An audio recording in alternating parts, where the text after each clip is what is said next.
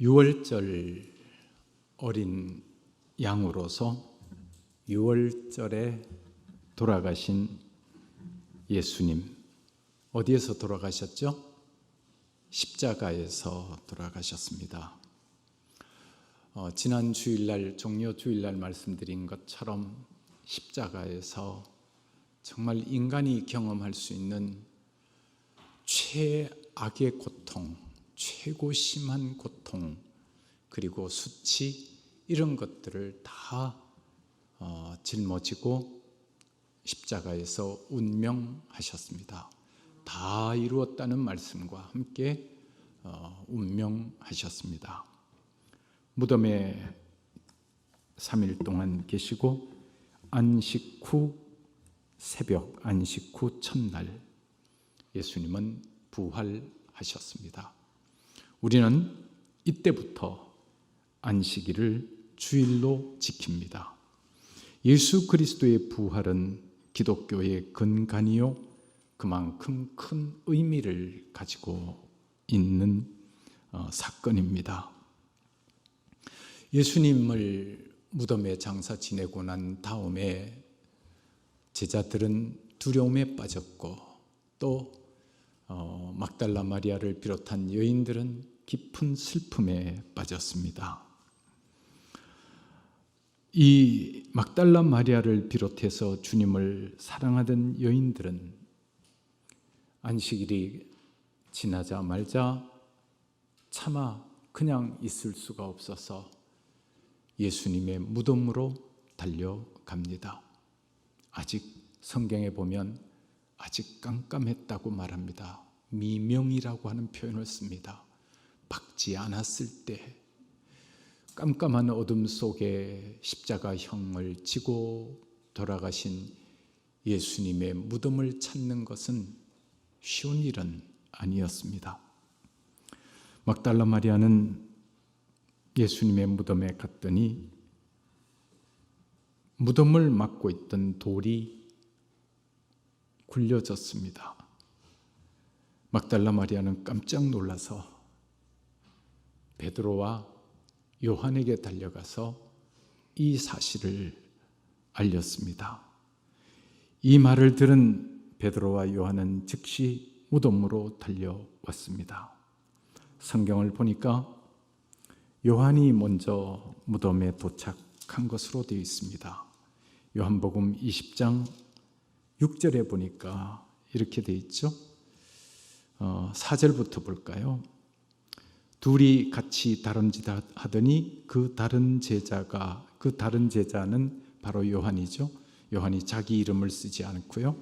그 다른 제자가 베드로보다 더 빨리 달려가서 먼저 무덤에 이르러 구부려 세마포 놓인 것을 보았으나 들어가지는 아니하였더니 시몬 베드로는 따라와서 무덤에 들어가 보니 세마포가 놓였고 또 머리를 쌌던 수건은 세마포와 함께 놓이지 않고 딴 곳에 쌌던 대로 놓여 있더라. 이게 무슨 말이냐 그러면 베드로가 무덤에 들어가 보았더니 예수님의 몸을 쌌던 세마포가 놓여 있었습니다. 그리고 머리를 쌌던 그 수건은 따로 놓여 있었습니다.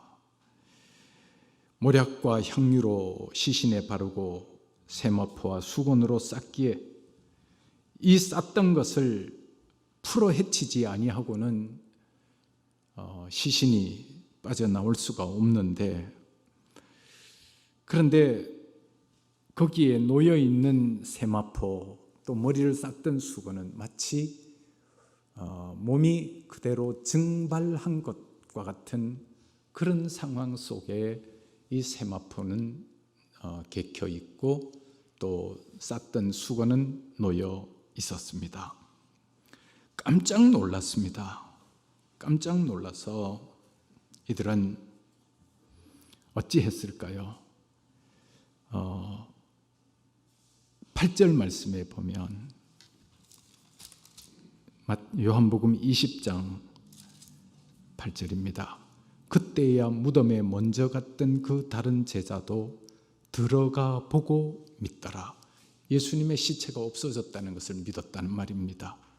그런데 아직은 9절에 보면 관로 속에 그들은 성경에 그가 죽은 자 가운데서 다시 살아나야 하리라 하신 말씀을 아직 알지 못하더라. 부활했다는 사실을 아직은 몰랐습니다. 10절에 보면 이에 두 제자가 자기들의 집으로 돌아가니라. 예수님의 시체가 없어졌다고 하는 사실을 자기들의 눈으로 확인하고 자기들의 집으로 돌아갔습니다. 그런데 막달라 마리아는 차마 집으로 갈 수가 없었습니다. 예수님의 시체가 없어진 이 현실 앞에서 이 막달라 마리아는 울고 있었습니다. 11절에 보면 막달라 마리아는 무덤 밖에 서서 울고 있더니 울면서 구부려 무덤 안을 들여다보니 흰옷 입은 두 천사가 예수의 시체 뉘었던 곳에 하나는 머리편에 하나는 발편에 있었습니다. 천사들이 이르되 여자여 어찌하여 우느냐? 사람들이 내 주님을 옮겨다가 어디 두었는지 나는 모르겠습니다. 예수님의 시체가 없어졌습니다. 14절에 이 말을 하고 뒤로 돌이켜 예수께서 서 계신 것을 보았으나 아직 예수님인 줄 몰랐습니다. 거기에 예수님이 계실 줄 몰랐습니다.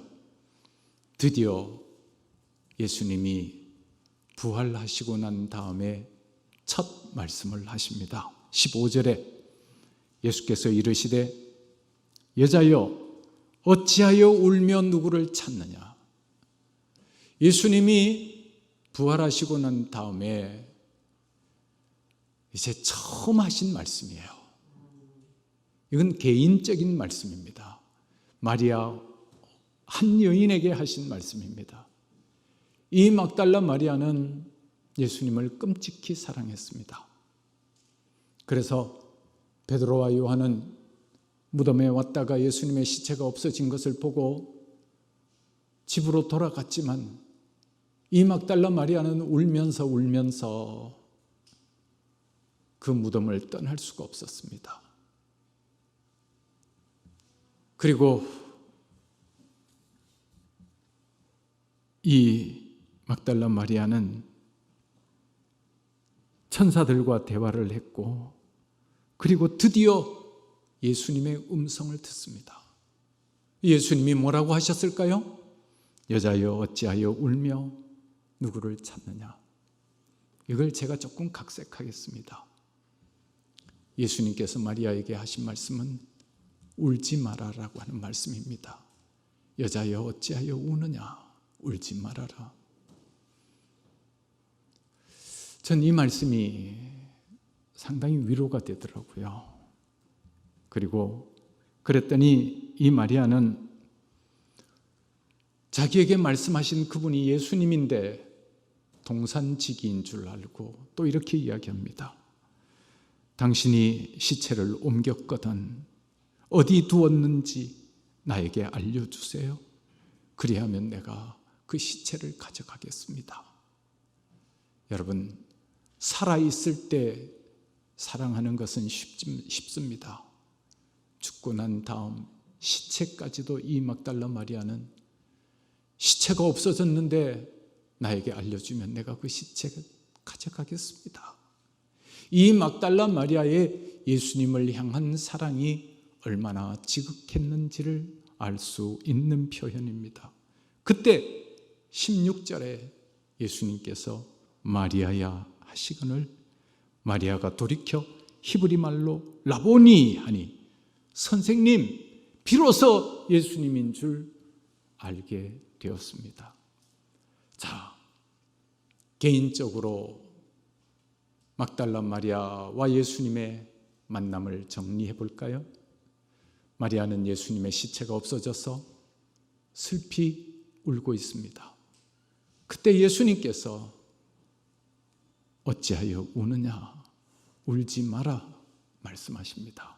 그리고 마리아야 이름을 불러주십니다. 여러분, 예수님은 저와 여러분의 아픔을 아시고 슬픔을 아십니다. 사람이 이 세상을 살아간다는 것은 참으로 고통스러운 일이요, 어쩌면 슬픔 가운데 사는 일이요, 어쩌면 눈물 가운데 사는 것이 인생일런지 모릅니다. 예수님께서 마리아야 이름을 불러주십니다. 오늘 이 예배에 참여한 여러분 한 사람 한 사람의 이름을 예수님이 불러주십니다. 그리고 여러분들에게 울지 말아라고 말씀하십니다. 오늘 부활절 이 예배에 참석하신 여러분, 주님으로부터 이 음성을 듣기를 축원합니다. 울지 마라. 그리고 여러분 한 사람 한 사람의 이름을 불러주십니다. 그리고 예수께서 이 예수님이 부활하신 것을 아니까 반응이 어떻겠어요? 그냥 예수님에게 와락 안기고 싶지 않겠습니까? 예수님께서 17절에 나를 붙들지 말라. 내가 아직 아버지께로 올라가지 아니하였노라. 너는 내 형제들에게 가서 이르되 내가 내 아버지 곧 너희 아버지 내 하나님 곧 너희 하나님께로 올라간다 하라 하시니, 막달라 마리아가 가서 제자들에게 내가 부활한 주님을 보았다 하고 주께서 자기에게 이렇게 말씀하셨다고 전언했습니다. 그리고 나서 이제 오늘 19절이 나오죠. 19절, 이날 곧 안식 후 첫날 저녁 때에, 그러니까 막달라 마리아가 예수님을 만난 것은 새벽 미명이었습니다. 이제 낮 시간이 다 지나가고 저녁 때가 되었습니다. 제자들이 유대인들을 두려워하여 모인 곳에 문을 다 닫았습니다. 제자들은 유대인들이 또 로마 군인들이 예수님을 십자가에 그렇게 잔인하게 못 박아 죽인 사실을 자기들의 눈으로 보았습니다. 잘못하다간 우리도 그렇게 죽음을 당할 수 있겠다는 두려움 속에서, 두려움 가운데서 함께 모여 있었습니다. 그때 예수께서 오사 가운데 서서 이르시되, 문을, 제가 성경을 읽으면서 이렇게 느낀 상황은 문을 다 두려움 가운데서 문을 꽁꽁 닫았습니다. 그런데 어느 순간 예수님이 한가운데 오셨습니다. 그리고 말씀하십니다. 너희에게 평강이 있을지어다. 저는 이 말씀도 굉장히 의미 있는 말씀으로 들었습니다. 이 세상을 사는 사람들, 슬픔 가운데 살 뿐만 아니라 두려움 가운데 살고 있지요. 불안, 초조, 절망, 좌절, 두려움, 어쩌면 인생을 사노라면 이런 경험들을 수없이 반복합니다. 그리고 이 두려움 가운데는 궁극적인 두려움은 뭘까요? 실직에 대한 두려움도 있고 경제적인 두려움도 있고 질병에 대한 두려움도 있고 하겠지만 궁극적인 두려움은 죽음에 대한 두려움입니다. 그런데 예수님께서 이 두려움 가운데 있는 제자들에게 말씀하시기를 너희에게 평강이 있을지어다. 평강. 평강은요,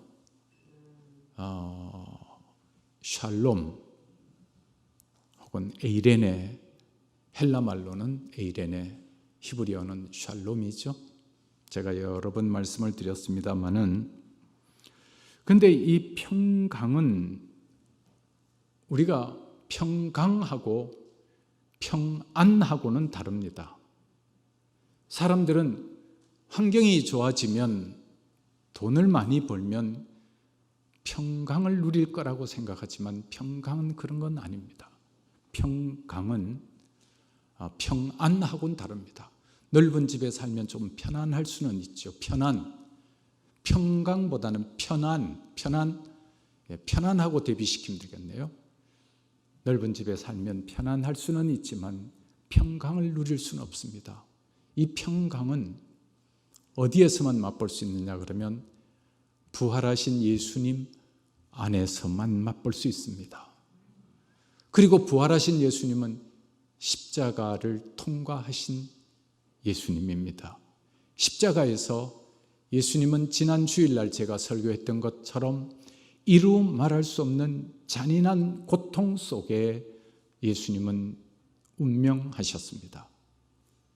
채찍으로 맞은 자리에서 피와 진물이 다 쏟아져 내리고 거기에 피부는 그냥 곪기 시작하고 몸에서 나온 배설물까지 더러운 냄새를 풍기면서 하나의 옷도 걸치지 아니하고 완전히 발가벗겨진 모습으로 수많은 군중들 보는데 달려 있었던 예수님. 그 십자가는 저와 여러분의 수치, 저와 여러분의 죄를 충분히 감당할 수 있는 유일한 희생이었습니다. 그래서 그 예수 그리스도의 십자가를 바라보는 자만이 십자가를 이기고 부활하신 십자가에서 돌아가시고 죽음을 이기신 부활하신 예수님을 바라보는 자가 누리는 것이 평강입니다. 예수님께서 처음 하신 말씀이 너희에게 평강이 있을지어다. 그리고 21절에 보니까 똑같은 말씀을 또 반복하십니다. 예수께서 또 이르시되 너희에게 평강이 있을지어다. 평강이 그만큼 중요하기 때문에 그렇습니다. 에이레네, 히브리어는 샬롬. 이 에이레네라고 하는 말은 에이로라고 하는 데서 파생된 단어입니다. 평화, 번영, 하나가 됨, 고요, 안식 이런 뜻이 있습니다. 평화를 누리고 번영을 누리고 고요하고 안식하게 되는 것, 이것은 부활한 예수님으로부터 얻을 수밖에 없는 놀라운 사실입니다. 평강, 너희에게 평강이 있을지어다. 그 히브리어로는 평강을 샬롬이라고 한다 그랬죠. 이 샬롬은 완전하다, 건강하다, 행복하다, 번영하다, 회복하다라고 하는 뜻이 있습니다. 여러분, 이 부활절을 맞이해서 여러분들 속에 건강함과 행복과 번영, 또한 회복의 역사가 일어나기를 축원합니다. 이게 예수님이 부활하시고 나셔서 공적으로 하신 첫 말씀입니다. 사적으로는 막달라 마리아에게 여자여 어찌하여 우느냐 말씀하셨고, 그 다음에 공적으로는 너희에게 평강이 있을지어다 이렇게 말씀하십니다. 그것도 2번 반복해서 너희에게 평강이 있을지어다.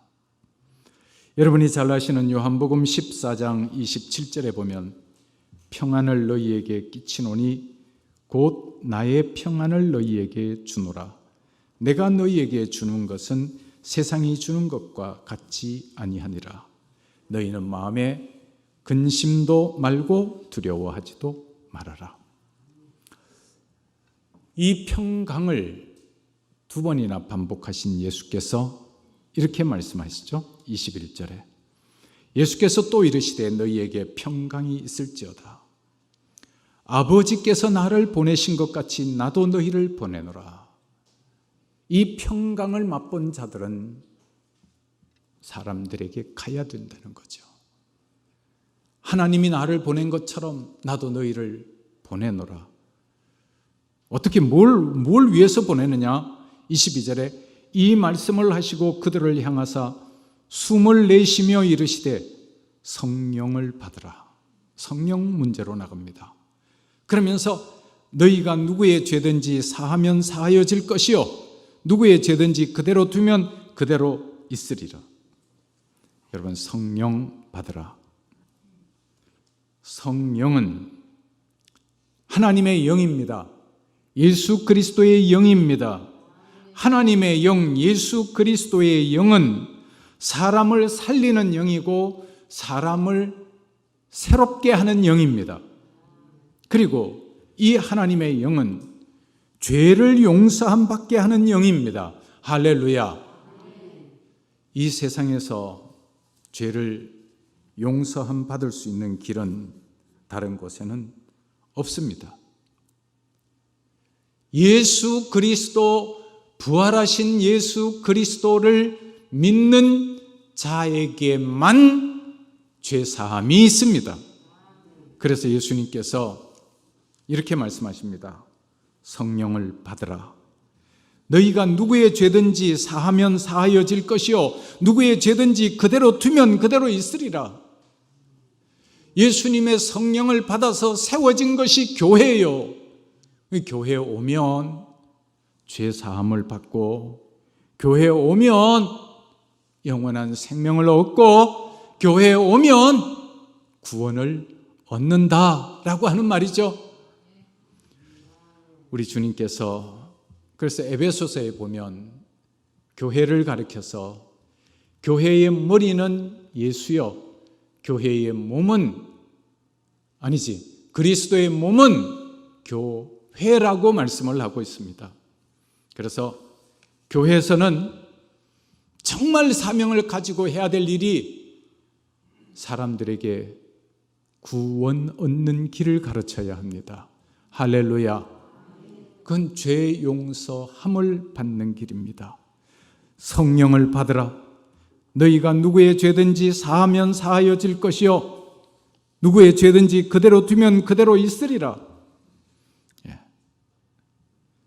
그러면서 이 성령은 하나님의 영인데 구약에는 루아흐라고 하는 말로 쓰였어요. 하나님의 영 이런 뜻으로.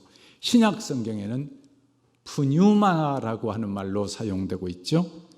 같이 하나님의 영인데 푸뉴마라고 하는 말은 바람이 불다, 숨쉰다 이런 뜻이 있습니다. 그 성령은 바람처럼 눈에 보이지 않는다 이런 뜻인데, 요한복음 14장 26절에서 27절 사이에 보면 이런 말씀을 예수님이 하고 있습니다.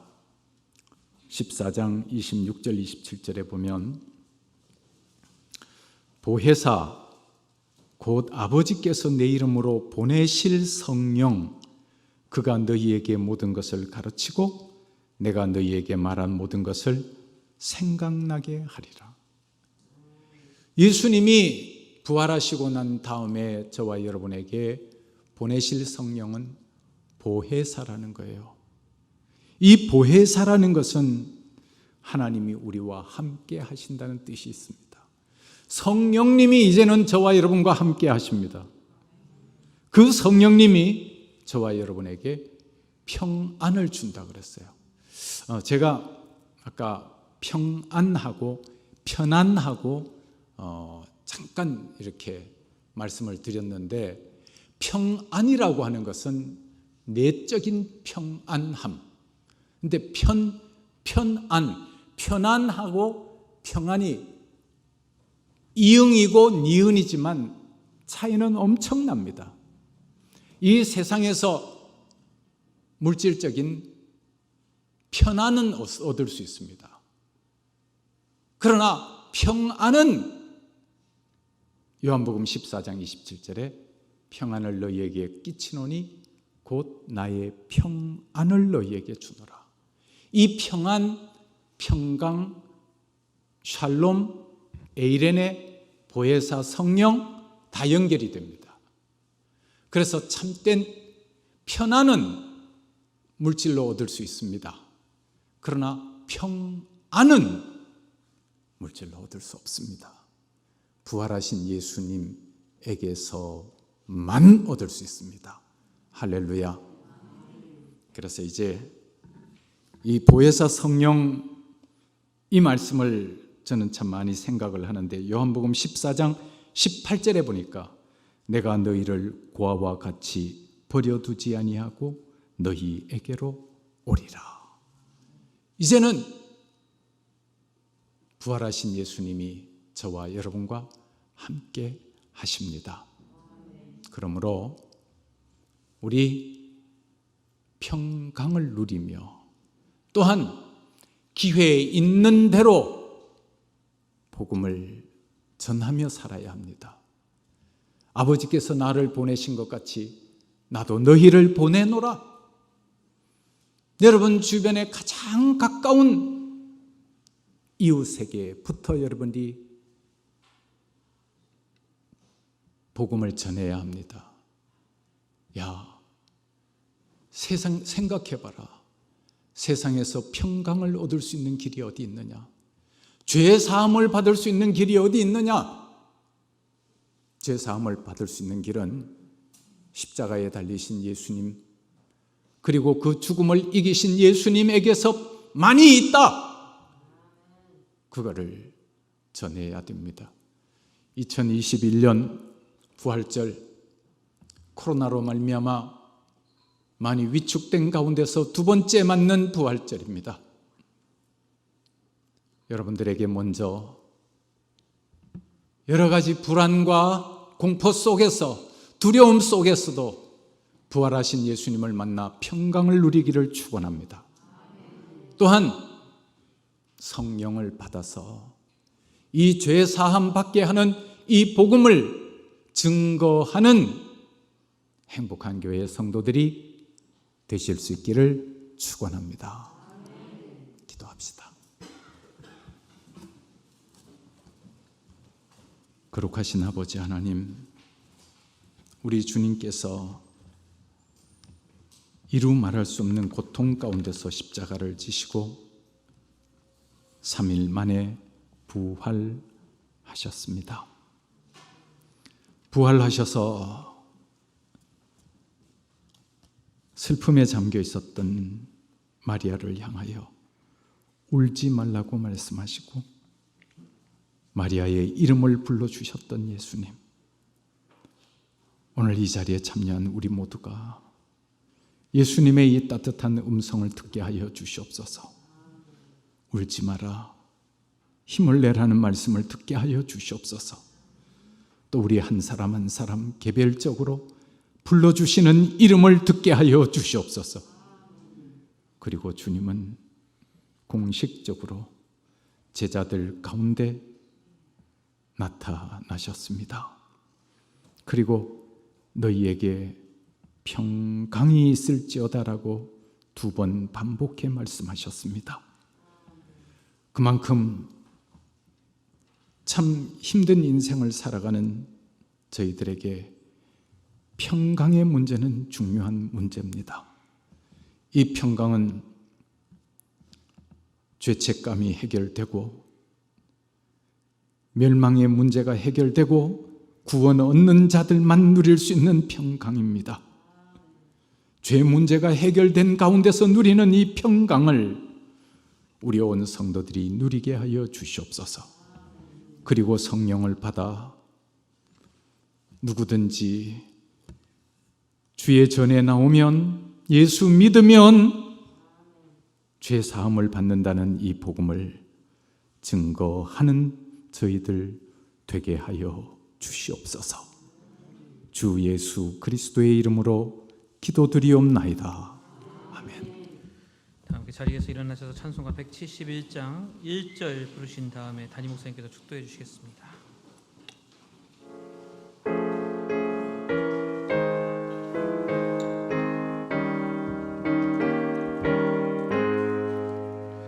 하나님의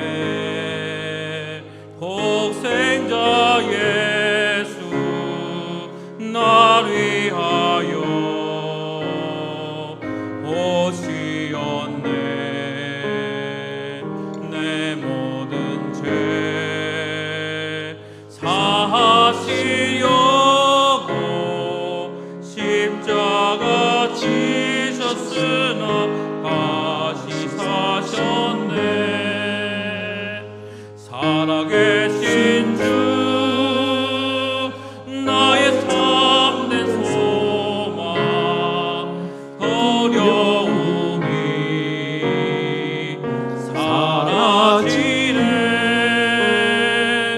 사랑의 주내 갈 길 인도하니 내 모든 삶의 기쁨 늘 충만하네.